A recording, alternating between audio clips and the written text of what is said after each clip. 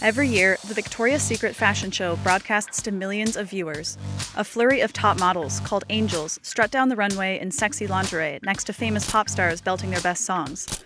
It's a visual celebration of the top lingerie retailer in the United States, which consistently captures around 60% of the market. I get all my bras and underwear from Victoria's Secret. When I go in the store, I feel so special, like it's a holiday for me when I go shopping. Más el rosa, la purpurina, todo lo que es lo que te transporta. Es como llevas Victoria's Secret y dices, fíjate, me siento sexy, me siento empoderada, no sé. But lately, Victoria's Secret seems to be losing some of its magic. Just look at the fashion show's ratings, which have steadily fallen since 2011 to a historic low of 3.3 million in 2018. See, there's a widening chasm between what Victoria's Secret sells as sexy and what most women look like, and between Victoria's Secret products and what most women want in bras and underwear. Victoria's Secret's annual same-store sales have fallen 3 years in a row, and the stock value of its parent company, L Brands, fell by 55% in 2018. So what was the secret to Victoria's prior success, and will they find it again? Let's start with the basics. Victoria's Secret is one of several brands owned by the parent company, L Brands. Victoria's Secret is the largest retailer under L Brands, making up around 60% of the company's total sales, and 35% of that is just bras. This L stands for The Limited, the name of the company's first brand. Businessman Leslie Wexner founded The Limited in 1963 as a clothing store that brought the fashionability of Europe and America's coastal cities to the women of the Midwest. By 1979, The Limited had gone public and opened 318 stores across the nation. In the early 1980s, Wexner visited one of his stores in San Francisco. While there, he stumbled upon a curious shop, a lingerie retailer called Victoria's Secret. See, retail of ladies' undergarments today is very different than how it used to be. American women typically viewed their undergarments on a binary, strictly functional for day-to-day, or fancy and sexy for special occasions. Because of this relatively low demand, lingerie was relegated to dusty corners on the second floors of department stores. That's what Victoria's Secret's founder, Roy Raymond, wanted to change. Raymond opened the first Victoria's Secret in Palo Alto in 1977. By the time Wexner discovered one in 1982, Raymond had opened 4 more stores in San Francisco. The 5 stores combined made $6 million in sales that year. But still, the stores were struggling. Raymond's business rested on his idea that men, like him, bought lingerie for the women in their lives. So he curated his stores for men's tastes: dark colors, leather sofas, racy garments. But the men weren't buying much, and their wives found the lingerie they did buy uncomfortable and unappealing. So by 1982, Victoria's Secret was on the verge of bankruptcy. Wexner saw an opportunity to do for lingerie what The Limited had done for clothing, so he bought Victoria's Secret for about $1 million. Wexner set to work to transform the undergarment habits of American women. He constructed standard supportive bras, but spiced them up with vivid colors and distinctive prints. He redesigned the stores to be reminiscent of a 19th century English boudoir, using softer, more feminine colors. He wanted to create a store where the sexiest women in the world would buy lingerie, and then invite regular women to partake in this glamorous fantasy, for a steep price tag. It worked, and it worked partly because women worked. The power suit was important then, and they wore little teddies because that was like a sexy layer underneath the jacket. Even though she was wearing a power suit and she was in the workforce, she still wanted to wear something that was sexy and appropriate for her figure. See, Victoria's Secret entered the market in the 1980s, right when women raised with many revolutionary ideas were entering the workforce. The sexual revolution encouraged them to embrace their own sexiness. The workplace revolution meant that millions more of them had disposable income, and they didn't spend that disposable income on weddings or babies because they increasingly delayed those choices.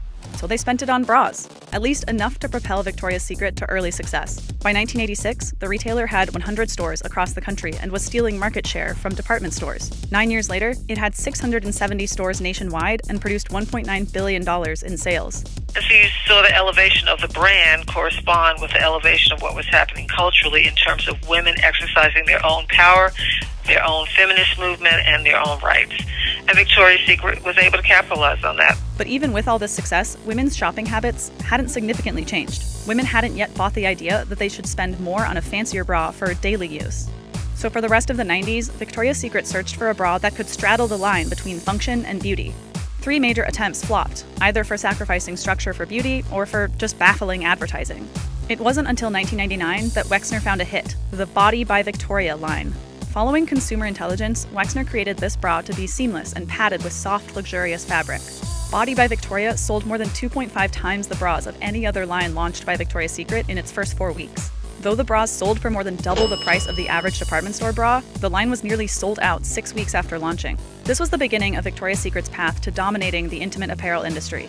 The company expanded rapidly. It started cosmetic and fragrance lines. It launched the brand Pink in 2004 to appeal to younger women with trendy bras, underwear, and loungewear. Meanwhile, the annual fashion show became a ratings powerhouse. It drew 12.4 million viewers in 2001 when it moved to network television, and it launched the careers of now supermodels like Heidi Klum, Gisele Bündchen, Adriana Lima, and Tyra Banks. By 2006, 1 out of every 3 purchases in the intimate apparel industry came from a Victoria's Secret. That year, Wexner named Sharon Turney, longtime leader of the brand's catalog division, as the new CEO. In 2010 and 2011, same-store sales grew at 14%, and in 2012, Victoria's Secret was crowned the most buzzed-about apparel brand in the US. But this is also where the retailer began to slip. It started slowly. Same-store sales fell to 7% in 2012 and just 3% for the next 2 years. This number bounced back to 5% in 2015, but then CEO Turney rattled the company again when she abruptly resigned in 2016. Wexner stepped in to make changes. First, Wexner restructured the company and laid off 200 employees. He installed a new CEO, Jan Singer, who previously headed up the shapewear brand Spanx. Next, Victoria's Secret slimmed its offerings. It shuttered both its swimsuit and catalog businesses. The ending of the swimsuit line especially worried investors. Though it had trended downward for a few years, it still comprised roughly $500 million of L Brand's revenue. But the company sacrificed it to focus on its core lingerie line and expand its athleisure offerings. These changes came late. Both the lingerie and athleisure markets had seen major shifts in the preceding years, and other, younger brands had already established themselves as retailers whose products and messaging more accurately reflect these shifts. Think Aerie, Third Love, and celebrity lines like Rihanna's Savage by Fenty, Kate Hudson's Fabletics, and Beyoncé's Ivy Park. Their success underlines a major problem for Victoria's Secret. The retailer, once heralded as a revolutionary, is falling behind the times. Let's look at how. First, women increasingly prioritize comfort and a more natural look. The whole attitude or prescription of sexiness is very different today than it was, I would say, 5 years ago. Comfort is the key word here. On the lingerie side, women want to swap their wired, padded push-up bras for comfortable bralettes, bandeaus, and bodysuits. By the time Victoria's Secret introduced bralettes in 2016, the market was already crowded with brands like Aerie, Third Love, and Soma. Aerie especially hit the mark with younger consumers. Its annual same-store sales have increased by double digits each year since 2015. On the athleisure side, Victoria's Secret was again late to the game. Athleisure's market value grew by over 40% from 2013 to 2018, as women sported yoga pants to coffee shops, grocery stores, and sometimes actual yoga classes. So when Victoria's Secret introduced its athleisure line in 2016, it had to contend with existing behemoths like Lululemon and Nike. Lululemon, a mecca for yoga pants enthusiasts, has increased its overall sales and profit every year since it went public in 2007. Second, a growing movement to represent all types of people and bodies has gone mainstream. They're not very diverse and you don't get that much representation there, so I'd rather shop somewhere where I can see myself. Like the glamorous, the perfect body, the perfect color, I don't rely to it. Victoria's Secret's competitors increasingly emphasize racial, body, and gender inclusivity in their messaging. Just look at these ads from Ivy Park and Aerie featuring transgender star Laverne Cox and plus-size model Iskra Lawrence. When speaking to Vogue about her new lingerie line, megastar Rihanna described herself as not built like a Victoria's Secret girl. But Victoria's Secret clings to its angels, who epitomize the slim yet busty, bombshell look that consumers increasingly shun as unrealistic and demeaning. So you see these fantastical things coming down the catwalk, and women can't relate to it. Victoria's Secret found itself in hot water when Chief Marketing Officer Ed Razek implied in a 2018 Vogue interview that neither plus-size nor transgender models could sell the Victoria's Secret fantasy. Writers and Twitter users slammed the retailer, calling it and its show outdated, transphobic, and more. And Victoria's Secret competitor Third Love called out the brand in a full-page ad in the New York Times. Razek later apologized, stating the show is open to casting transgender models.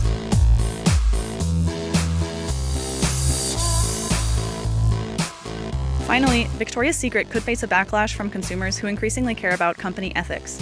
A 2018 Mintel report notes that 97% of U.S. consumers think it's at least somewhat important that companies behave ethically, up from 76% in 2012. Victoria's Secret consistently rates poorly on the annual Ethical Fashion Report and has faced a slew of accusations over the years, including reports of child and slave labor. CNBC reached out to Victoria's Secret for comment, but they declined. After the rocky last 2 years, analysts and investors worry for L Brand's falling angel. L Brand's continued sales growth is now thanks to its other popular brand, Bath & Body Works. The brand is now trying a few tactics to turn this trend around. First, they plan to re-enter the swimsuit category, as well as others they've abandoned. Second, they pursue collaborations with brands like UGG boots and fashion designers like Balmain and Mary Katrinzou. Finally, the company is looking at paring back its real estate, as analysts have argued it has far too many stores across the country.